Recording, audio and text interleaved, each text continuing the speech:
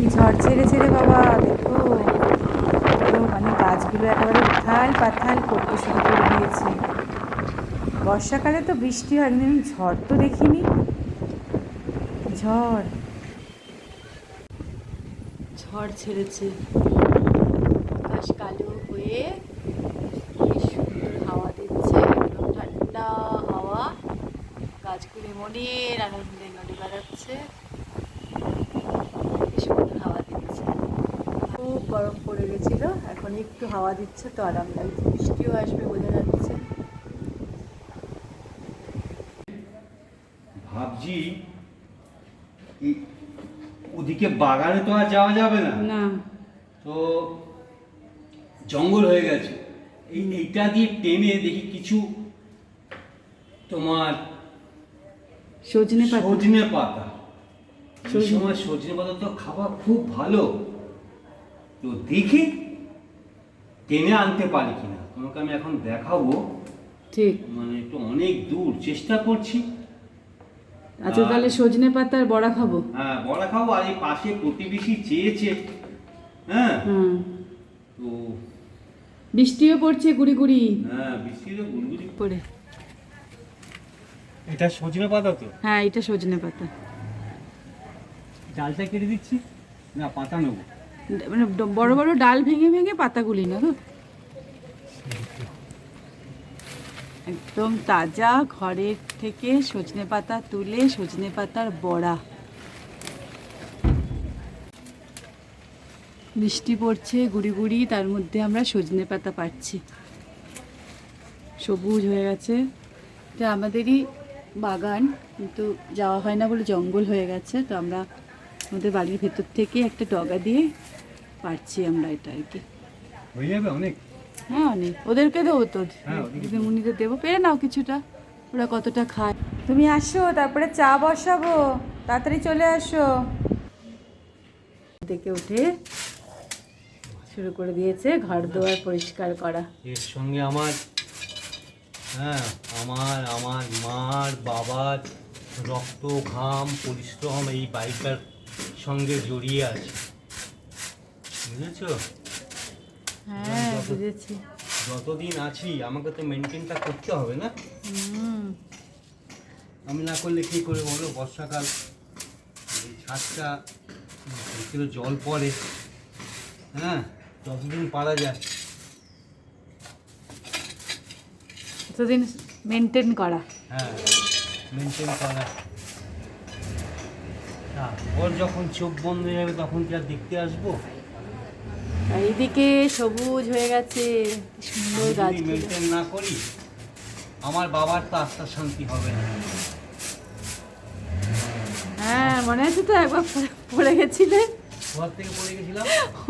ওই ছোট ছাদ থেকে পড়ে গেছিলে, হ্যাঁ, আমার ওটা পা কি- ভেঙেছিল। হ্যাঁ হ্যাঁ, ওটা টিনের ছাদ ছিল। হ্যাঁ। ওটাও তাই, জল জল পড়ছিল ফোঁটা ফোঁটা করে।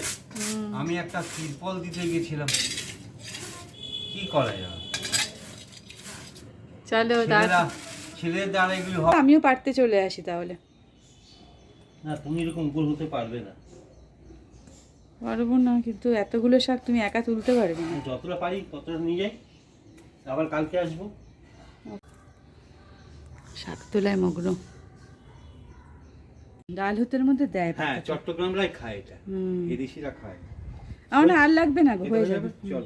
এই দেখুন লঙ্কা, এখানে শাক, এখান থেকেই লঙ্কা তুলে নেব। দেখেই বুঝতে পারছেন কতটা ঝাল হবে এই লঙ্কাগুলো। ছোট্ট একটা বাগান। বাগান কিছুই নেই, শাকের বাগান। এই এই দেখ, দেখেছো? গাছের লঙ্কা। এটা একটা এক ধরনের লঙ্কা, এটা আবার আরেক ধরনের লঙ্কা, দেখেছো? এইটা এটা উচ্ছে, করলা। করেলা, ঠিক আছে? এবার এই যে পাতাটা আমি কাটবো, এটার হবে শাক। এই পাতার শাক রান্না। এটা কি পাতা বলে? এটা একটা শাক আর কি। আবার প্রথমে দিয়ে দেব এই পেঁয়াজ কুচি, প্রথমে দিয়ে দিচ্ছি পেঁয়াজ কুচি। একটু হালকা করে পেঁয়াজটাকে ভেজে নেব। পেঁয়াজটা এরকম হালকা করে ভেজে নিচ্ছি। এইবারে দিয়ে দেব এই বিট আর গাজর, যেটা আমি একটুখানি সেদ্ধ করে নিয়েছি, কিন্তু এর মধ্যে একটুও জল দিইনি। এটা কোরানোর সময় যে জলটা বেরিয়েছিল সেটা দিয়েই কিন্তু আমি এটা সেদ্ধ করি। এইবারে ভালো করে এটাকেও কিন্তু ভেজে নেব।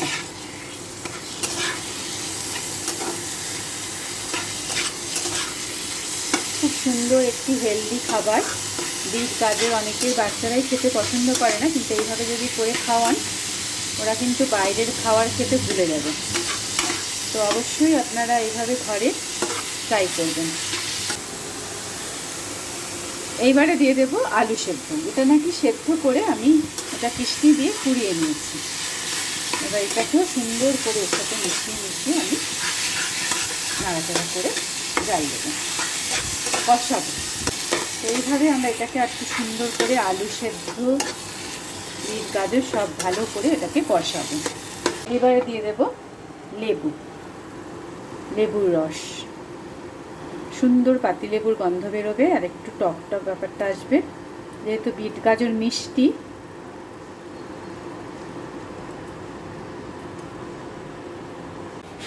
এবারে দিয়ে দেব কাঁচা লঙ্কা, দিয়ে দেব পরিমাণ মতো নুন, দিয়ে দেব শুকনো লঙ্কা চিলি ফ্লেক্স, দিয়ে দেব একটুখানি মিক্স হার্ব। এবার সব দিয়ে ভালো করে আমি এটা কষাই। দিয়ে দেব বাদাম আর একটু ঝুরি ভাজা। এবার সব আমি এর মধ্যে দিয়ে দিচ্ছি। এবার সুন্দর করে এটাকে আমি কষিয়ে নেব। সুন্দর করে এটাকে কষাবো। এবার ভালো করে এটাকে আমরা সুন্দর করে কষিয়ে নেব। ভালো করে কষানো হয়ে গেলে এটাকে ঠান্ডা করে তারপরে আমরা পরবর্তী প্রসেসে যাব।